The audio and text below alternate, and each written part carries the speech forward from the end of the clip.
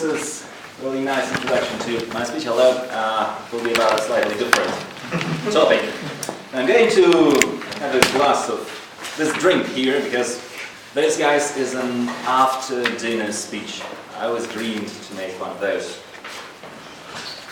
As some of you have noticed, I was a bit late for the meeting. It was kind of a stress for me running here. Although it was nothing like the stress that I felt around 13 years ago, walking into a big staired room inside my alma mater, my university. I have just entered the university. I actually didn't have to pass any exams, and I didn't even meet any of my future fellow students up until this moment. So we were there to be given some kind of an introduction lecture or something. I was coming from a different city, so I arrived early, and I sat there at the back, which also means at the top of the room, these huge rooms for lectures. And as I was sitting there, I was watching the room gradually fill up with my fellow students. And as I was watching, I was getting more and more terrified. Because by my count, up until the very beginning of the lecture, I was the only boy among those 200 students. Now, later I realized that it was just that the guys weren't as obedient or as punctual as the girls, so the count was really more like 1 to 10, not 1 to 200. But that was still a mighty advantage. And there was basically this ratio of one guy for every group, and the teachers used to draw lots who of them gets a particular guy. And I grew up, well, I was probably grown up by then, but I matured in this totally feminine atmosphere. Now, dear guests, fellow Toastmasters, this presents a unique challenge for a guy, especially for a young boy. How do you cope with this overwhelming beauty and femininity? What do you do in a situation like this? I have went through this ordeal myself. I have watched others do it. And I can say that there are basically 3 ways in which you can handle this situation. Now, the first one, I actually gave this solution the name of my unfortunate fellow student. I call it the Sasha method. Because there was this guy. Well, how should I describe him? Well, he dyed his hair for like one of the features.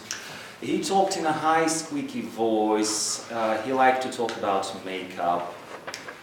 Probably the defining feature of this guy for me was when I learned about a certain incident in a girls' dressing room. Well, you know how girls usually are. Some of you know how girls usually are.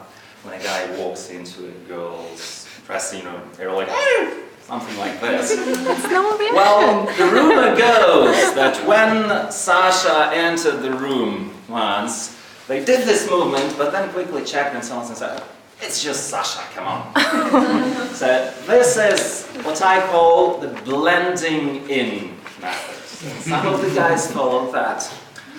They became indistinguishable from girls from any practical standpoint. And although this may be effective in terms of alleviating the stress of not belonging, not fitting in, I somehow still don't find that completely optimal. Now, there is a second way, and I have also seen it performed to perfection. Because some of the guys, when they see all this beauty around them, their testosterone just shoots up like crazy, and they become these macho Casanova types, changing girls every week. And they get drawn to some feats of extreme masculinity. And I have seen a few guys like that. Somehow they never ended up well, because it looks like so much of female attention, it just pushes you over the edge. They either get drinking heavily or they get drugs. I don't know if these two facts are linked. I'm just talking about a correlation. But that was enough to scare me off, because I thought if you go into girls too much, obviously bad things can happen to you. Now there is a third way, which, as you have probably guessed, is the happy middle ground, and this is what I have chosen. It is to learn to live with them, to appreciate the differences between men and women, to learn to view them not just as objects, to see women as regular people. And this is something which I may say I have really succeeded in doing. Now, I have often heard it said, you probably have also heard it too, that the best and the strongest friendship bonds are formed in the university. So the university friends are probably those who will stick to for the rest of your life. Well, I must say that most of my friends from university times are women. Now, guys usually begin sniggering when they hear that, but I really mean that. I mean the kind of friend with whom you can just go and have a drink at a bar and talk about politics or watch football. Those kinds of friends, in my case, are largely female. And we still get together sometime. Well, not as often now since we all moved to different countries. But still we get together and it feels great. I do not feel like I am really attracted to them in some sexual way and this is the only thing that I have in my mind. No, totally not.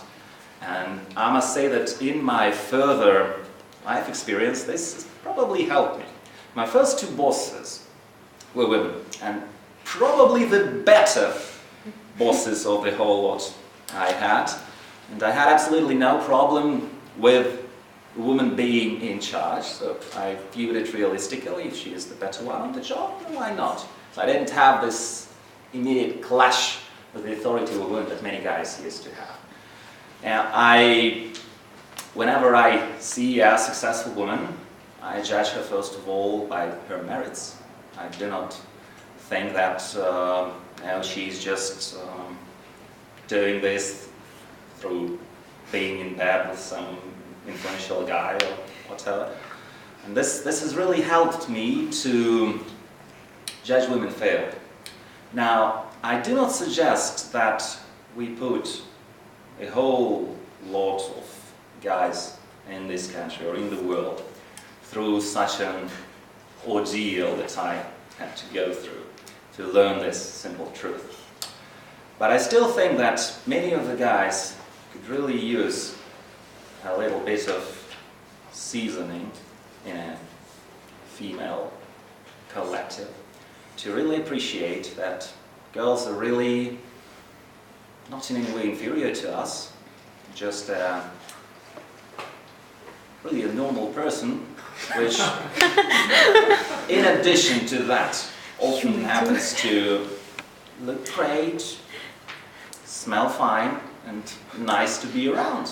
So here's to the ladies, the better part of mankind.